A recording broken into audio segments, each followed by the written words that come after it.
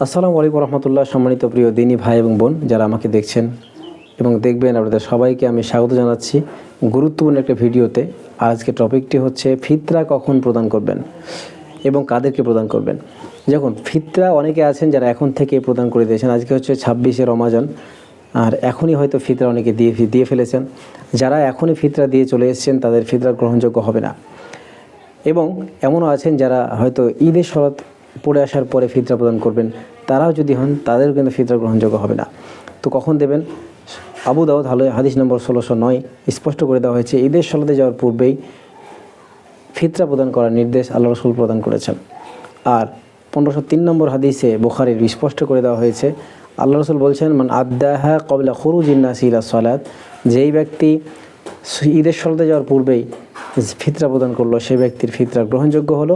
আর যেই ব্যক্তি ঈদের সলাত থেকে ফিরে আসার পরে প্রদান করলো সেই ব্যক্তির ফিতরাটা ফিতরা নয় বরং সাধারণ দান হিসেবে পরিগণিত হলো।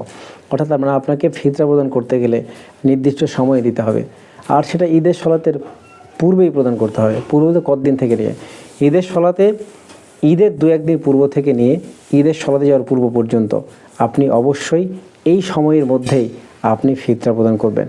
সর্দারের কাছে পৌঁছে দিলে এমনটা নয়, বরং যারা হকদার তাদের কাছে পৌঁছে দিতে হবে। আপনি দায়িত্ব দিয়েছেন কাউকে, তিনি সর্দার, এবং সর্দারের দায়িত্ব হচ্ছে ওই মানুষগুলোর কাছে ফিতরা প্রদান করা যারা প্রকৃত হকদার। ওই মানুষগুলোকে টেনে হিঁচড়ে আপনার বাড়িতে যদি নিয়ে আসেন তাহলে এটা হচ্ছে শরীয়ত বিরোধী কাজ। ঈদের দিনে আপনি যেমন আনন্দ করছেন, ওই ব্যক্তির আনন্দ করার অধিকার আছে। আপনি সেই আনন্দটাকে মাটি করছেন, তার হকটা পৌঁছে না দিয়ে সে বাধ্য হচ্ছে আপনার কাছে আসতে, ভিক্ষাবৃত্তি করতে। ঈদের দিন অন্তপক্ষে এইসব অমানবিক কাজটা করবেন না। আপনি ঈদের সলাতে যাওয়ার পূর্বেই প্রকৃত হকদারদের কাছে, ওই দরিদ্র মানুষগুলোর কাছে আপনার ফিতরাটা পৌঁছে দেবেন। এটা আপনার দায়িত্ব। যদি পৌঁছে না দেন আপনি দায়িত্বহীন, আপনি খেয়ানতকারী হিসেবে উপস্থিত হবেন কিয়ামতের মাঠে। তখন কিন্তু আপনার পরিণাম যে কতটা ভয়ঙ্কর হয় আপনি এখন থেকে অনুভব করবেন।